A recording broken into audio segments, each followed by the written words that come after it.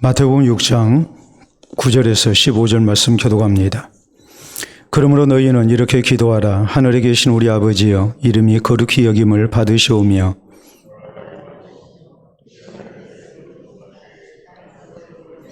오늘 우리에게 일용할 양식을 주시옵고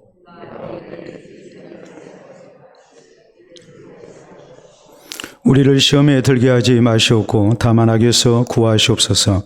나라와 권세와 영광이 아버지께 영원히 이사옵나이다. 아멘.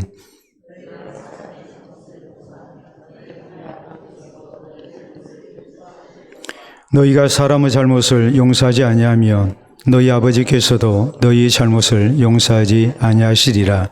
아멘. 오늘 마태복음 강의 31번째 시간입니다. 또 특별히 주기도문 강의 2번째 시간입니다. 불신자들이 우리 그리스도인에게 갖는 도저히 이해가 되지 않는 그런 이제 부분 가운데 하나가 하나님께 기도하는 것입니다. 왜냐하면 하나님이 보이지도 않고 또 기도를 해도 하나님이 들어주시는 것 같지도 않기 때문에. 그런데 그리스도인들은 열심히 기도하거든요. 또 아주 열심히 이렇게 기도합니다. 그렇기 때문에 저렇게 기도하는 것은 일종의 자기 소원의 적극적인 표현을 자기가 섬기는 하나님에게 하는 거 아니냐, 이런 식으로 해석을 하기도 하고, 혹은 저건 자기 만족 위로를 얻기 위한 자기 체면의 수단이다, 이렇게 평가절하기도 하는 것이 이제 사실입니다. 불신자들만 그렇게 생각하는 게 아니고 우리 자신조차도 기도의 효용 가치에 대해서 우리가 의문이 날 때가 참 많습니다. 우리가 기도한 대로 하나님이 다 이루어주시면 참 좋겠는데 우리가 열심히 기도해도 하나님의 응답이 빨리 나타나지 아니하고, 또 하나님께서 나를 사랑하시지 않는 것 같고 내 기도는 안 들으신 것 같은 그런 이제 생각이 들 때가 한두 번이 아니기 때문에 그렇습니다. 그러다 보니까 기도할 힘을 우리가 잃어버리죠. 기도할 때마다 하나님의 은혜가 나타나고 또 하나님이 나를 받아주시고 사랑하신다는 그런 확신을 우리가 갖는다면 기도하지 마라 해도 우리가 열심히 기도할 겁니다. 그런데 기도를 해도 하나님의 응답이 나타나지 않고 또 이런 상황 속에서 내가 계속 기도하는 것이 무익한 일이라고 생각이 들 때가 참 많죠. 하나님이 나에게는 관심이 없으신가 보다, 내 기도는 안 들으신 것 같다, 이런 생각 속에 아예 기도를 포기하고 사는 그런 경우가 상당히 많이 있습니다. 그런데 우리 예수님께서는 우리에게 기도를 가르쳐 주시면서 너희는 이렇게 기도하라 하고서 주기도문을 말씀을 하셨습니다. 그 주기도문을 우리에게 가르쳐 주신 너희는 이렇게 기도하라라는 그 말씀의 뜻이 뭐겠습니까? 우리가 이 바리새인들이나 외식하는 자들 혹은 중언부언하는 이방인들처럼 기도하지 말고 우리 주님이 가르쳐 주신 방법을 따라서 또 그 내용을 따라서 또 그 형식을 따라서 또 거룩한 목적 속에 우리가 믿음 가지고 하나님 앞에 바른 기도를 드리고 또 기도의 응답 속에서 하는 하나님의 백성 될 것을 우리 주님께서 명령을 하신 겁니다. 그러니까 바른 기도는 사람을 통해서 배우는 것이 아니고 예수님을 통해서 배워야 됩니다.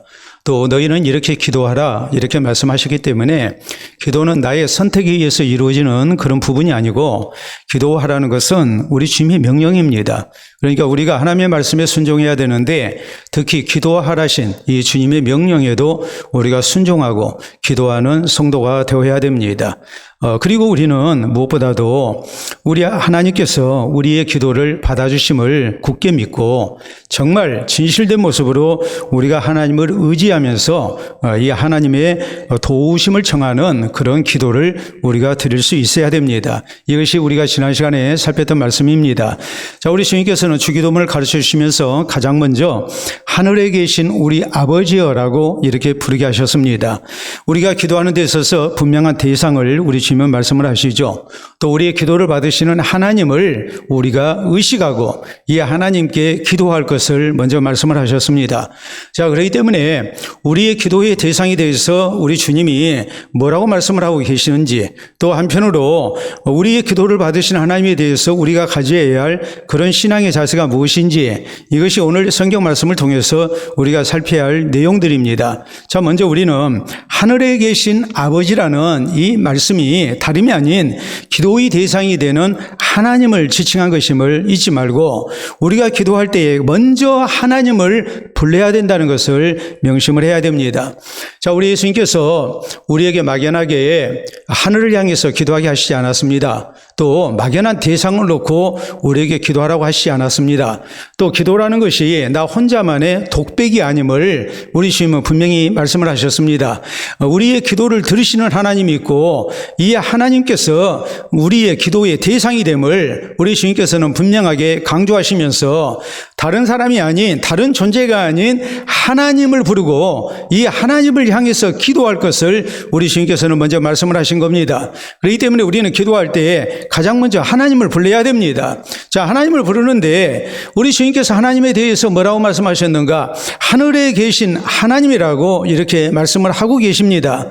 자, 우리가 하늘을 생각할 때 이 하늘은 장소적 의미의 하늘이 아닙니다.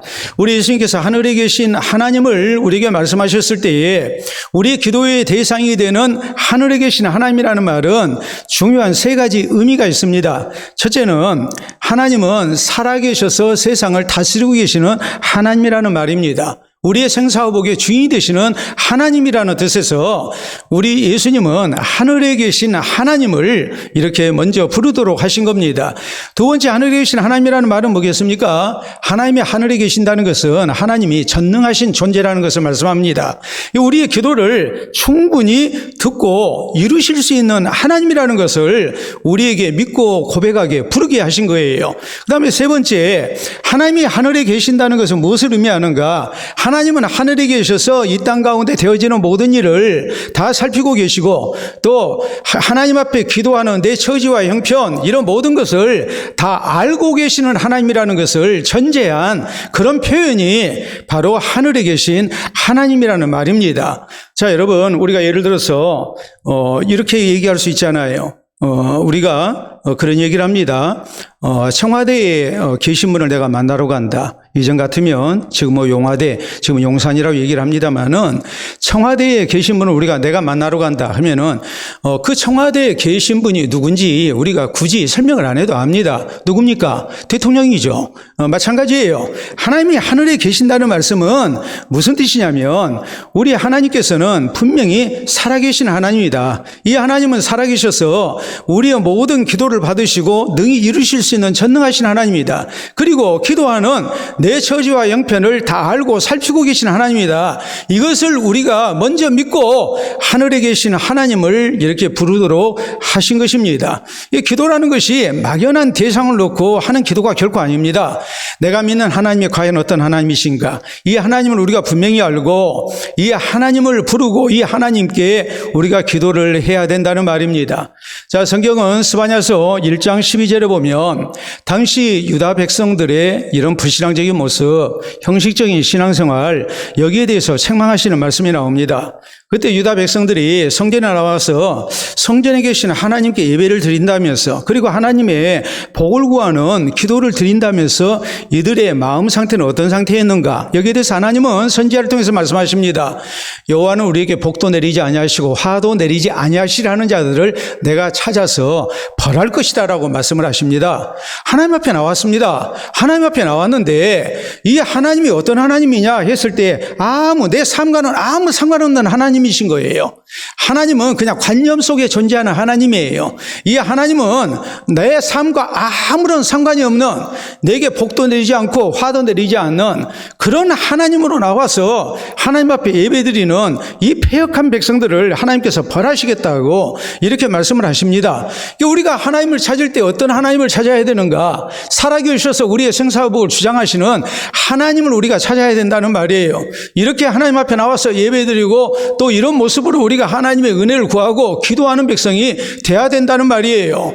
자, 그렇기 때문에 모세가 하나님 앞에 이 백성들이 고기 먹고 싶다고 합니다. 하면서 이제 백성들의 이 원망을 하나님께 이제 부탁을 드립니다. 그때 하나님께서 하시는 말씀이 내가 하루 이틀뿐만이 아니라 이렇게 한 달 동안 정말 냄새 맡기 싫을 정도로 내가 고기를 먹여주겠다. 하나님이 이렇게 약속을 하셨거든요. 그러니까 모세가 이런 얘기를 하죠. 아니, 하나님, 이 백성이 남자 어른만 보행자만 60만 명입니다. 근데 하나님, 이 많은 백성들을 먹이시기 위해서 이렇게 소를 잡은들 족하겠으며 양을 잡은들 족하겠습니까? 아니, 하나님, 바다의 물고기를 이렇게 잡은들 족하겠습니까? 하면서 이 의심스러운 그런 이제 반응을 보였단 말이에요. 그때 하나님께서 하시는 말씀이 여호와의 손이 짧으냐라고 말씀하시거든요. 자, 성경의 여호와의 손, 하나님의 손이라는 것은 하나님의 능력을 상징합니다. 자, 그러니까 여호와의 손이 짧으냐라는 말씀은 하나님이 얼마든지 전능하신 하나님으로서 우리의 요구를 다 채우실 수 있는 하나님이라는 뜻이에요. 하나님을 찾을 때에 우리가 하나님을 향해서 어떤 신앙 고백이 있어야 할 것인가, 이것을 성경은 우리에게 말씀하고 있어요. 여러분, 역대하 20장에 유다왕 여호사밧이 모압과 암몬과 마온 족속들이 연합해서 쳐들어왔을 때 백성들 성전에 모이게 하고, 그리고 금식을 선포한 가운데 이제 하나님 앞에 기도합니다. 여호와여, 우리가 이 많은 무리를 물리칠 능력이 없고 어떻게 할 방법도 알지 못합니다. 그러므로 우리는 오직 주만 바라봅니다 라고 말하거든요. 오직 주만 바라봅니다. 이 여호사밧의 기도의 의미가 뭐겠습니까? 세상에는 방법이 없어도 누구에는 방법이 있다는 말이에요. 하나님께는 방법이 있다는 말이에요. 전능하신 하나님을 믿은 거예요. 하나님이 우리의 처지와 형편을 다 살피고 계심을 믿고 이 하나님 앞에 간절한 모습으로 이제 저희의 필요를 위해서, 또 하나님의 은혜와 구원을 위해서 이렇게 간구를 한 것입니다. 여러분, 역사 속에 실제적으로 있었던 일입니다. 알렉산드로스 대왕이 이제 이렇게 신하들 여러 가지로 이제 그 요청이 있으면 이렇게 들어줬는데, 한 신하가 알렉산드로스 왕에게 재정적인 도움을 요청을 했습니다. 그래서 이제 승낙을 했어요. 너 장관, 우리를 얘기하자면 나라의 살림을 이렇게 맡아서 일하는 관리를 찾아가서 내가 이렇게 네가 원하는 것은 주라고 했다고 얘기를 해라 그랬어요. 그래서 이제 이 신하가 가가지고 이 재무 대신에게 가서 내가 이 정도가 필요합니다, 주시오 그랬어요. 재무 대신 깜짝 놀라가지고 왕이 찾아왔어요. 그래가지고 하니까 폐하시오. 그 신하가 폐하께서 이렇게 무엇을 달라든지 주라고 승낙을 하셨다고 그러는데 사실입니까? 사실이다. 근데 폐하, 너무나도 많은 것을 요구합니다. 엄청나게 많은 재물을 요구합니다. 이거 어떻게 해야 됩니까? 그러니까 알렉산드로스가 웃으면서 얘기합니다. 그의 요청대로 다 줘라. 다 줘라.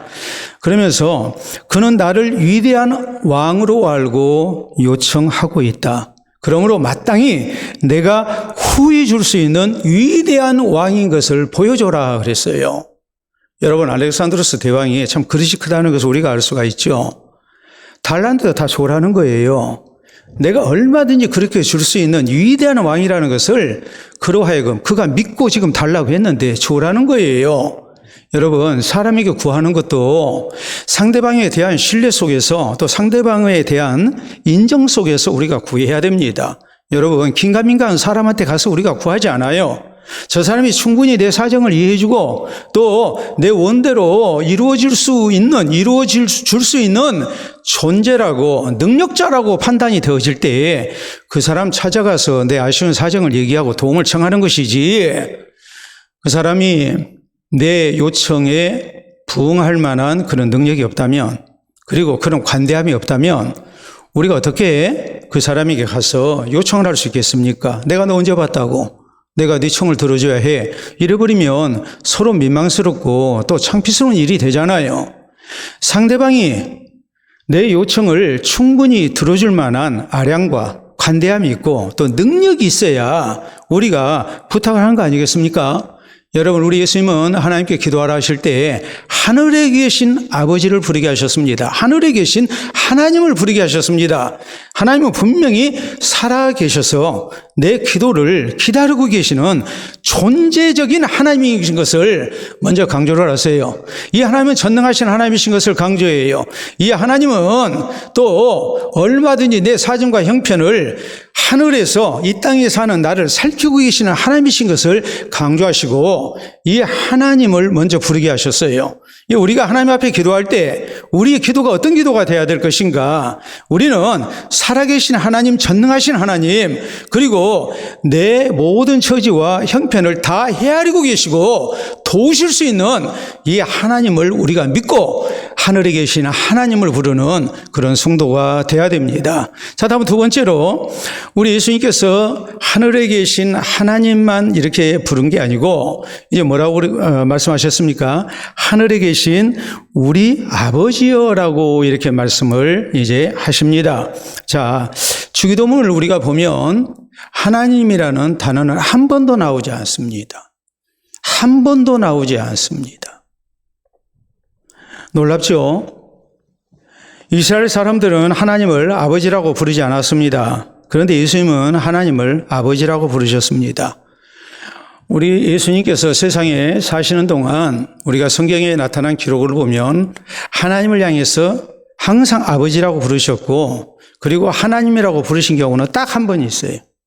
그 딱 한 번이 언제냐면 십자가에서 죽으실 때, 사실 우리 예수님께서 겟세마네 동산에서 기도하실 때도 아버지 할만하시던 이 잔을 내게서 지나가게 하시옵소서. 그러나 내 원대로 하지 마시고 아버지 원대로 되기를 원하나이다.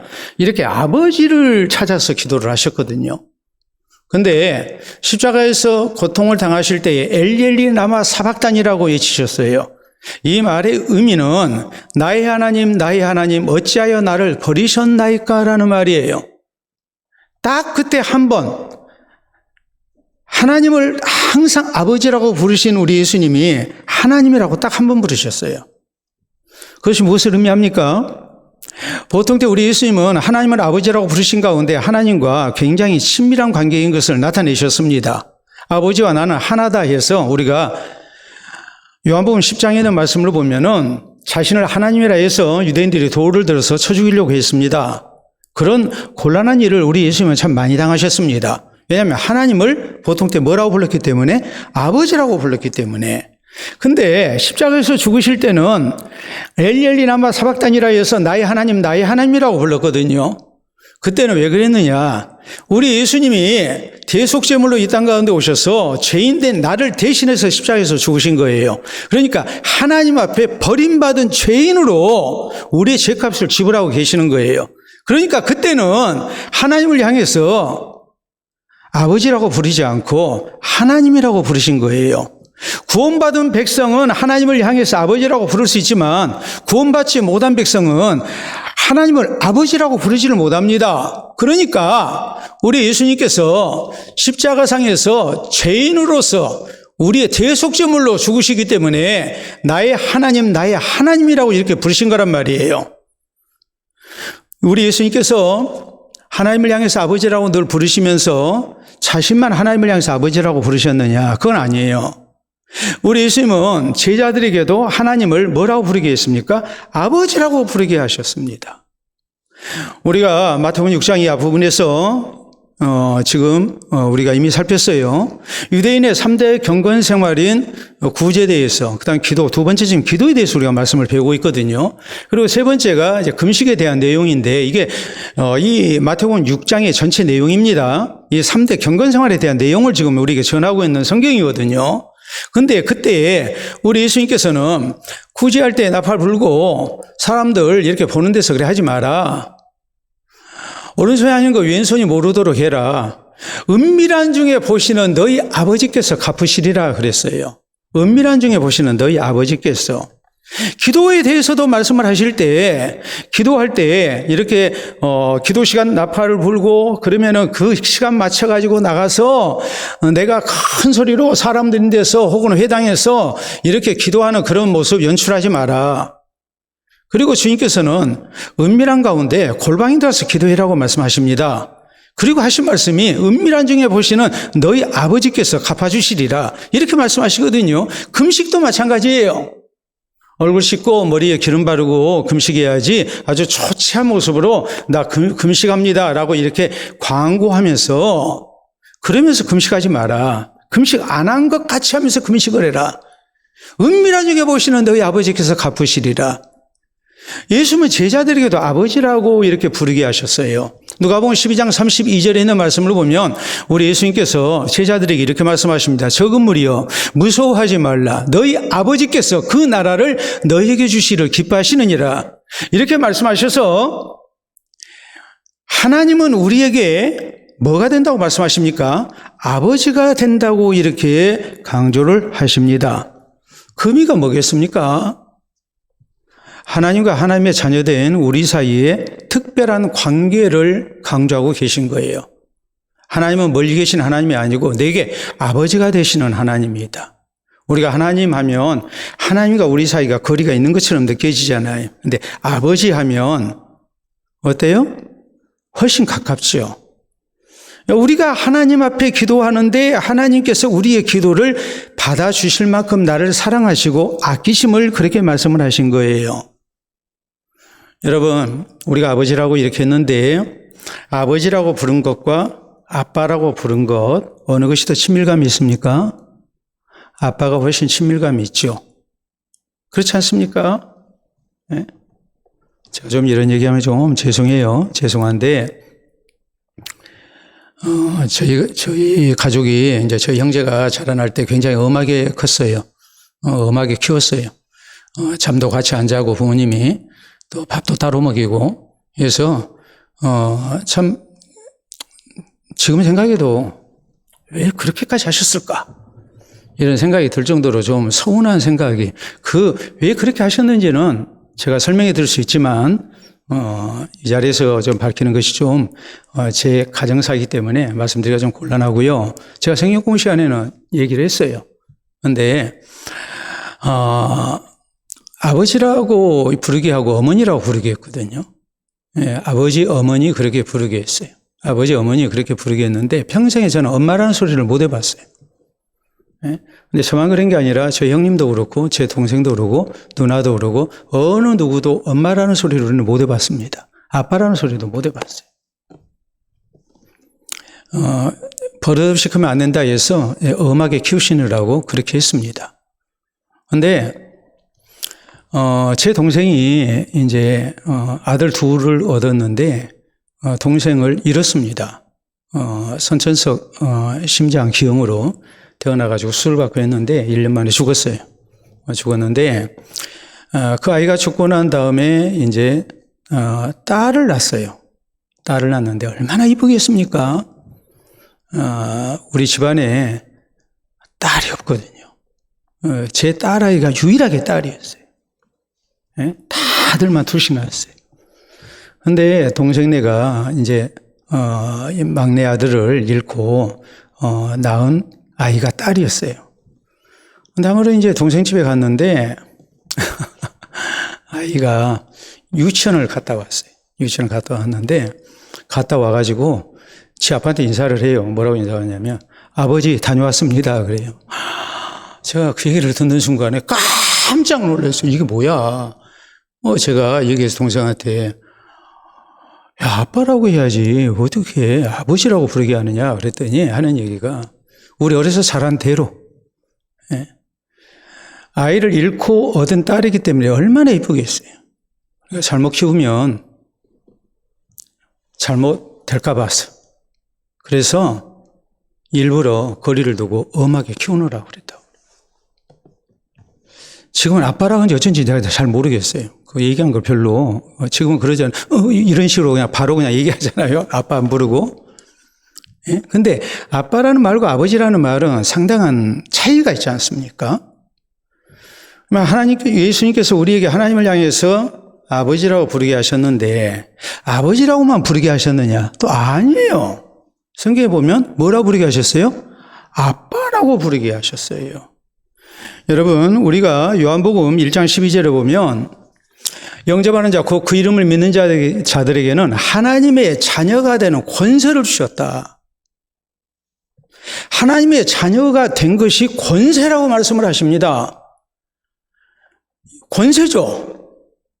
여러분, 금수저, 은수저, 흙수저 얘기한 것처럼 누구의 자식이느냐가 권세가 된 세상을 우리가 살고 있잖아요. 옛날에 신분사회에서는 더더욱 그랬어요. 그렇기 때문에 하나님의 자녀가 된 것이 권세라고 말씀을 하고 계세요. 근데 그 권세를 말씀하시면서 로마서 8장 15절은 이렇게 말씀합니다. 너희는 다시 무서워하는 종의 영을 받지 아니하고 양자의 영을 받았으므로 우리가 아빠 아버지라고 부르짖느니라 그랬어요. 전에는 아버지라고 그랬거든요. 근데 아바라는 이 아랍 말이 아빠라는 말이에요. 근데 아바라는 말을 잘못 알고 이북에서 내려오신 분들이 아바지라고 그랬거든요. 아바 아버지를 그런 식으로 이해를 한 거예요. 아니에요. 아바라는 말은 아빠예요. 아빠라는 말이에요. 뿐만 아니라 우리가 갈라디아서 4장 6절에도 보면 너희가 아들이므로 하나님이 그 아들의 영을 우리 마음에 보내사 아빠 아버지라 부르게 하셨느니라라고 말씀하십니다. 하나님을 뭐라고 부르게 하셨어요? 아빠라고 부르게 하셨어요. 이 의미가 뭐냐? 여러분, 아빠라는 말은 굉장한 친밀감을 나타내죠. 또 자식으로서 아버지에게 구할 때에 자신감을 갖게 해야죠. 아빠라고 하니까. 여러분, 예를 들어서 여러분 자식이 보통 때 아빠라고 하는 자식이 어느 날 딱 와서 앞에 무릎을 꿇고 아버지 그러면은 뭔가 일이 터졌구나라는 느낌을 갖게 되죠. 안 그러겠어요? 아, 이놈이 사고 쳤구나. 얘가 지금 뭐 중요한 얘기를 꺼내려고 하는구나. 그렇게 이해를 안 하겠습니까? 근데 아빠, 아버지라는 무슨 말이냐? 아빠라는 말은 친밀감과 더불어서 우리가 충분히 하나님께 구할 수 있는 자신감을 갖게 하는 말이에요. 아빠니까. 그리고 아버지라고 부르게 하셨어요. 그럴지언정 하나님은 우리가 경외해야 할 대상이라는 엄격함을 우리에게 한편으로 요구합니다. 아빠라고만 부르면 안 되거든요. 그러니까 아빠, 아버지라고 했어요. 더구나 당시 노예는 자기 아버지를 놓고 아빠라는 말을 사용할 수가 없었습니다. 왜 그랬을까요?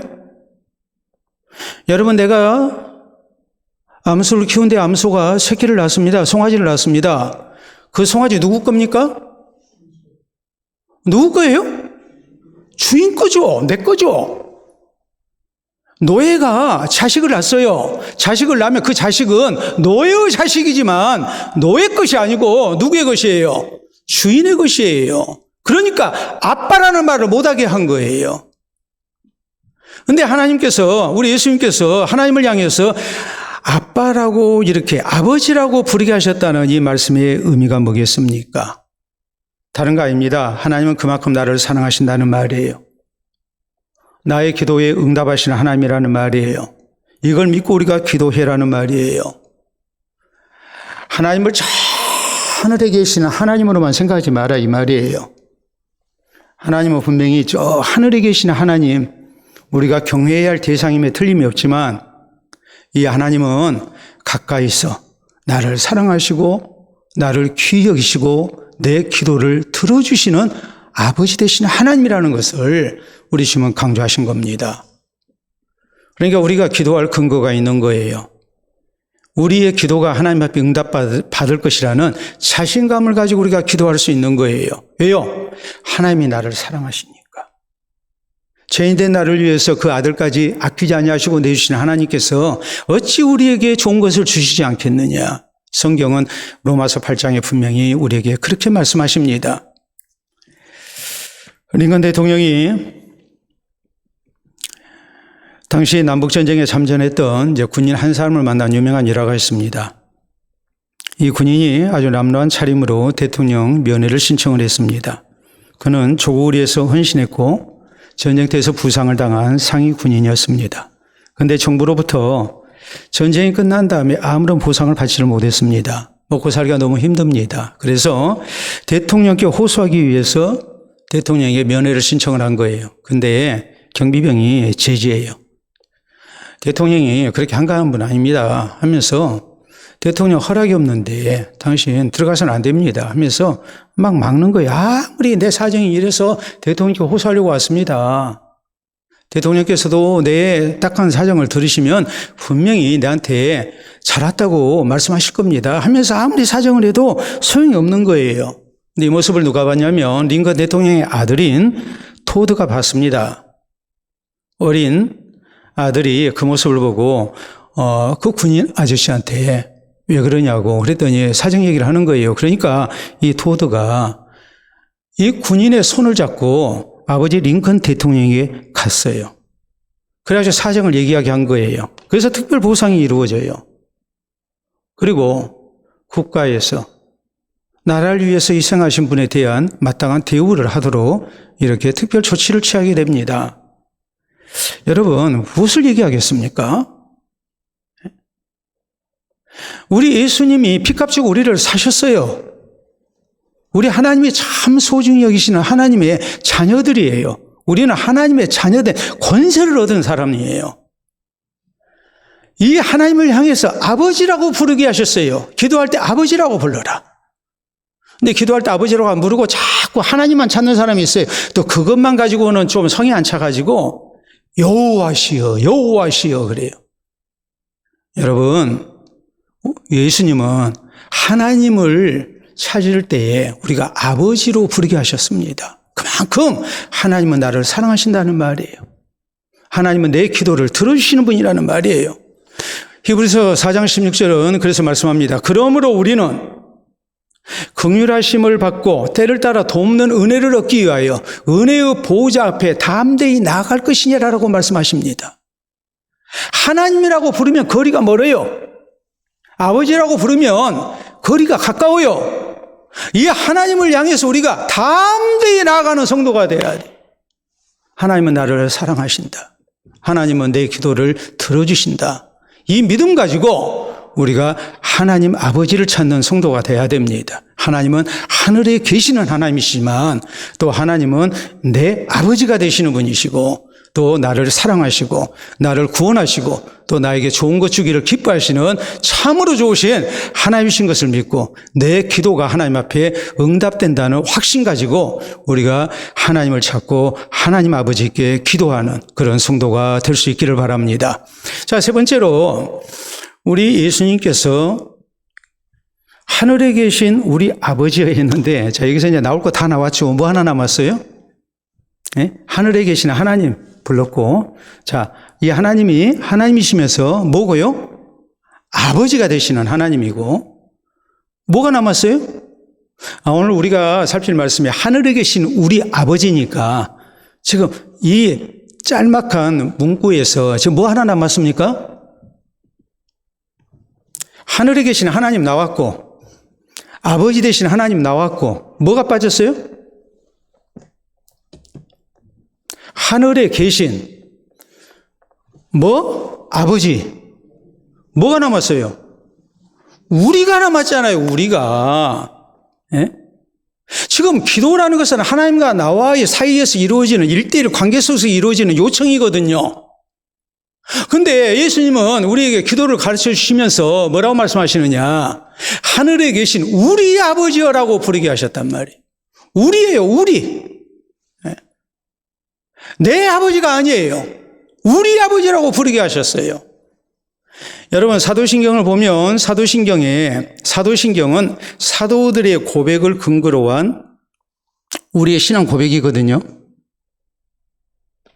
사도들이 믿은 대로 우리가 믿는다는 말이거든요. 그러니까 사도신경에 나와 있는 신앙 고백하는 주체는 누구냐면 우리가 아니에요. 뭐예요? 내가 믿사오며 나예요. 근데 주기도문은 분명히 기도가 개인적으로 우리가 은밀한 중에 보시는 하나님께 우리가 기도하는데 아버지께 기도하는 건데 1:1 관계에서 이루어지는 기도임에도 불구하고 우리 예수님은 뭐라고 말씀하셨어요? 우리 아버지라고 부르게 하셨어요. 우리라고 하게 하셨어요. 그 이유가 뭘까요? 기도는 나만을 위한 기도가 돼서는 안 된다는 뜻입니다. 우리를 위한 기도가 돼야 돼요.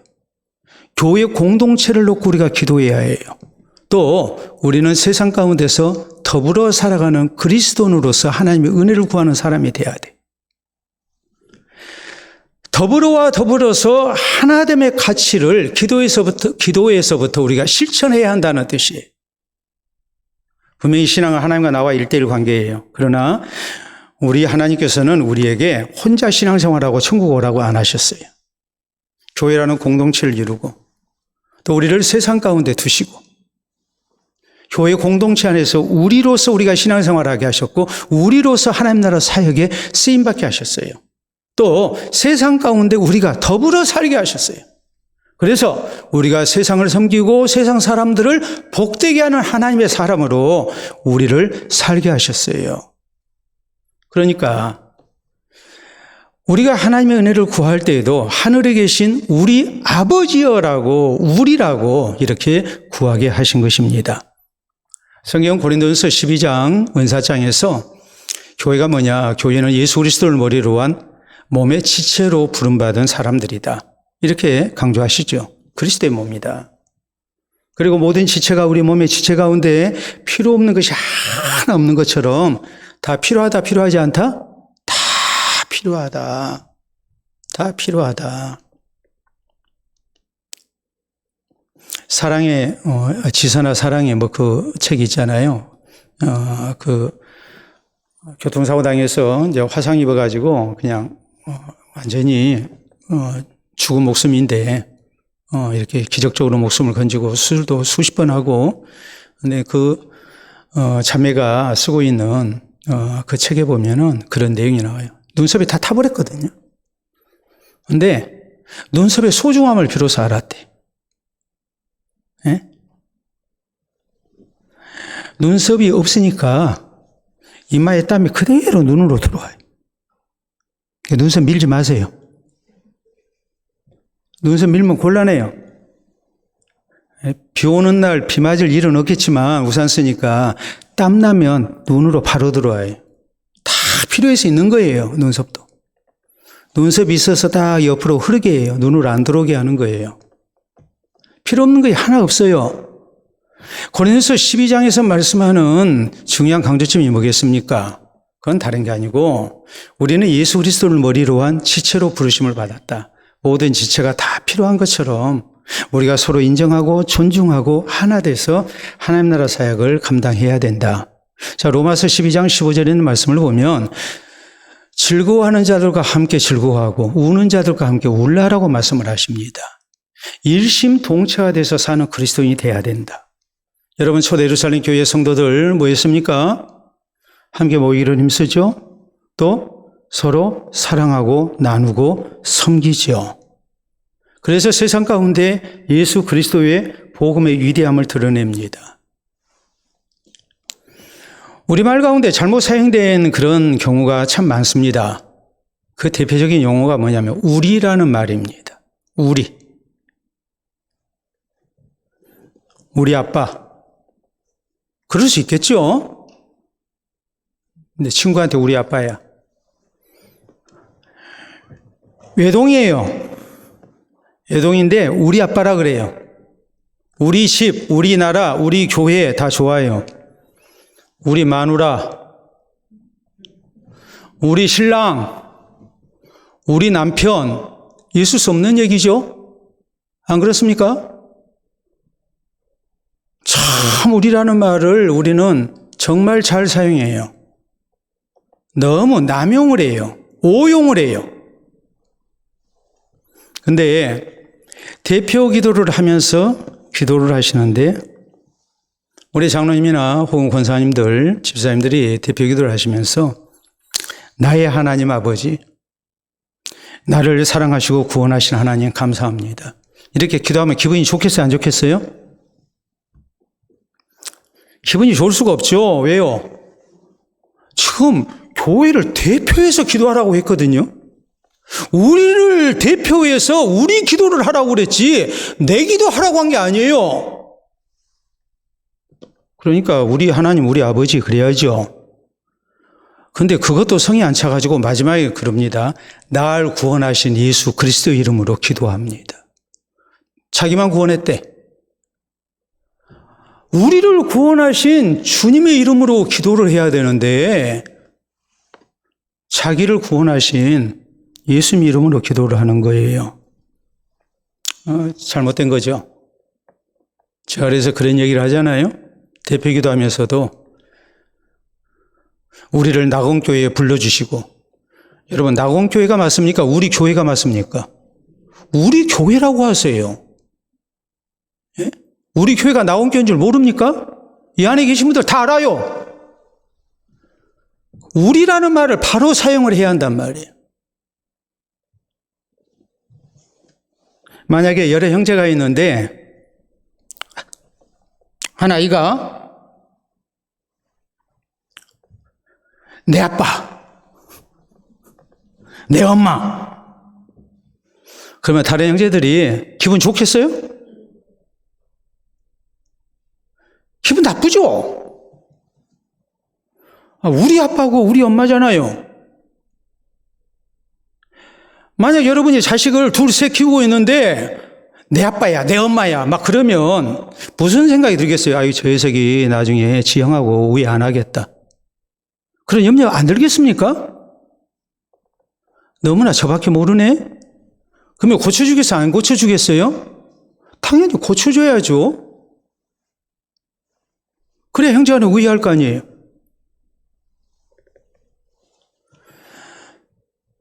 우리가 사진 하나 보도록 하겠습니다.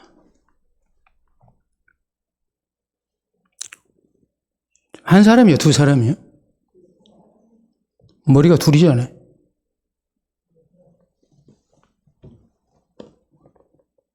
다음 사진 봐보세요. 지금 두 사람이 지금 큰 옷 같이 입어가지고 자전거 타고 있는 모습 같아요? 아니면 몸은 하나인데 머리가 둘인 것 같아요? 몸은 하나인데 머리가 둘이에요. 저런 쌍둥이를 가리켜서 샴 쌍둥이라고 얘기를 합니다. 샴. 태국의 옛날 이름이 샴이었어요. 그런데 1811년에 태국에서, 타일랜드에서 배가 붙은 채로 쌍둥이가 태어났어요. 몸이 하나인데 머리가 둘인 거예요. 그래서 한 아이의 이름은 창이고 또 다른 아이의 이름은 앵이었어요. 그 창과 앵, 이 두 아이가 하나로 이렇게 태어난 거예요. 그래서 샴에서 최초로 저런 사례가 발표가 됐기 때문에 저런 경우를 샴 쌍둥이라고 이렇게 얘기를 합니다. 다른 말로 결합 쌍둥이, 결합 쌍생아라고 이렇게 부릅니다. 근데 저 경우 한 사람일까요? 두 사람일까요? 여러분이 생각할 때 한 사람인 것 같아요? 두 사람인 것 같아요? 제가 이렇게 물으면은 한 사람 반입니다. 이렇게 말했어요. 한 사람인지 두 사람인지 참 애매하잖아요? 근데 유대인들의 시에서인 탈무드에 보면 이런 경우를 이렇게 설명을 합니다. 몸이 하나인데 머리가 두 개고 손발이 각각 두 개다. 그러면 이건 한 사람이야, 두 사람이냐? 무엇을 기준으로 해서 한 사람이냐, 두 사람이라고 얘기할 수 있느냐?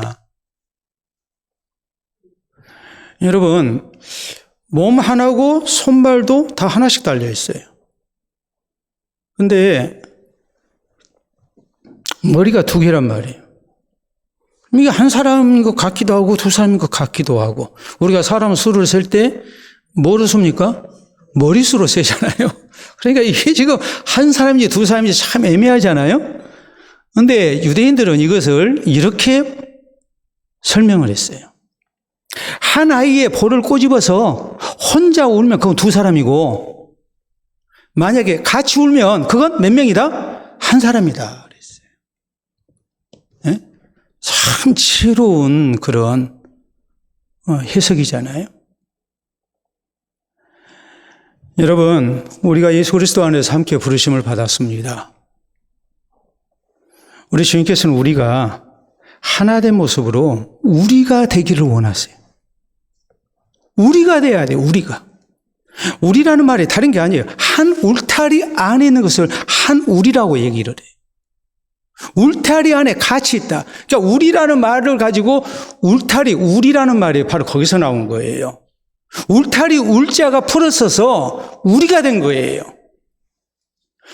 우리가 예수 그리스도 안에서 한 울타리 안에 있는, 한 교회 안에 속해 있는 사람이고, 우리가 나가는 세상 속에서 우리는 또 더불어서 살아가야 할 하나님의 백성들이에요. 그러니까 기도가 나만을 위한 기도가 돼서는 안 돼요. 우리를 위한 기도가 돼야 돼요. 우리 교회를 위한 기도가 돼야 되고, 또 다른 사람을 섬기는 기도가 돼야 되고, 또 더 나아가서 불신 세상을 위한 기도가 돼야 되는 거예요.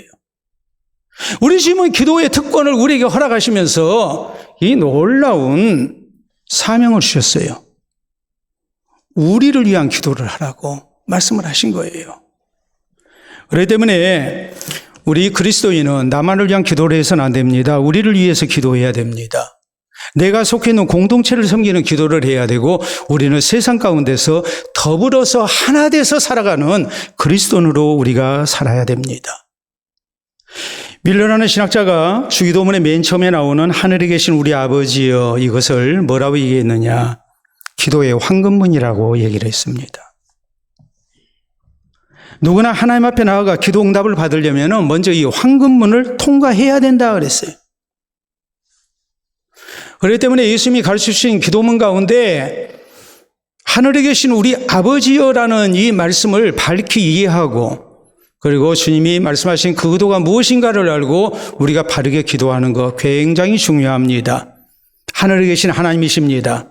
우리의 생사복을 주장하고 세상을 다스리고 계시는 전능하신 하나님, 내 모든 형편을 다 알고 계신 하나님, 이 하나님 앞에 우리가 기도하는 겁니다.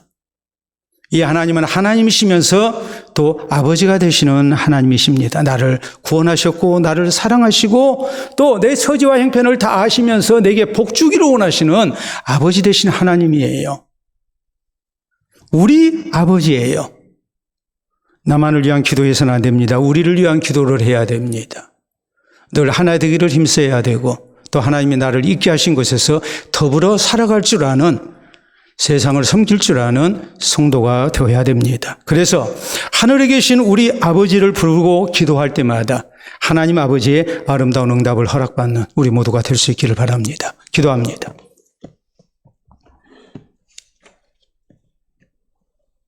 오늘 나의 기도 생활을 다시 한번 돌아봅니다.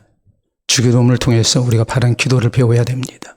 하늘에 계신 우리 아버지여, 다시 한번 깊이 묵상하며 앞으로 하나님을 향한 내 기도가 어떤 모습이 돼야 되는지 우리가 밝히 깨닫고 또 이 신앙 자세로 기도할 것을 다짐할 수 있기를 바랍니다.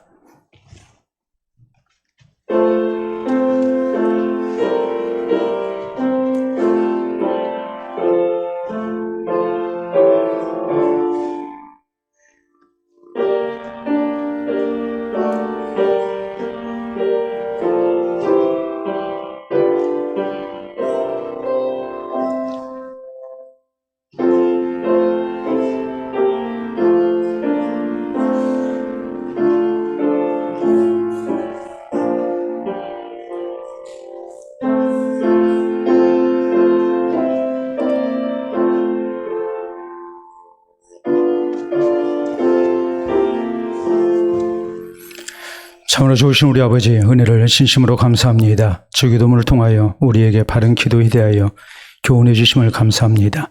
하늘에 계신 우리 아버지를 부리며 전능하신 하나님, 또 우리의 모든 처지와 형편을 다 살피고 세상을 다스리시는 하나님 앞에 우리가 하나님의 자녀로서 아버지 되신 하나님을 부리며 기도하기를 원합니다. 우리가 아버지의 이름을 부를 때마다 하나님께서 귀 기울여 주시고 또 가장 좋은 것으로 응답하실 줄을 믿습니다. 이 하나님이 우리의 아버지이신 것을 기억하며 우리를 위하여 기도하게 하시고 또 우리가 섬기는 교회와 또 내가 속해 있는 공동체를 위하여 우리가 기도로 섬기며 늘 더불어 살아갈 줄 아는 그리스도인들이 될 수 있도록 인도해 주시옵소서. 그래서 우리의 기도를 통해 주님의 많은 영혼들이 구원 얻는 역사가 있게 하시고 하나님의 복을 누리는 역사가 있게 하시고 또 우리가 속해 있는 공동체가 아름다운 공동체 되어 우리 하나님 앞에 합당한 또 하나님 사랑하실 만한 아름다운 공동체가 될 수 있도록 인도해 주시옵소서. 우리가 몸담고 있는 우리 교회와 또 우리가 살고 있는 이 세상 가운데서 우리나라 가운데서 항상 신실한 그리스도인으로 우리가 살게 하시고 하나님의 복을 가져오는 그리스도인으로 늘 섬기는 기도 가운데 살아가는 우리 모두 되게 해 주시옵소서. 하늘에 계신 우리 아버지를 부를 때마다 하나님께서 아름다운 응답을 나타내시고 또 그 응답 속에 우리가 하나님의 복을 누리며 주의 영광을 선포하며 살아갈 수 있도록 인도하여 주시옵소서. 미사옵고 예수님 이름으로 기도하옵나이다. 아멘.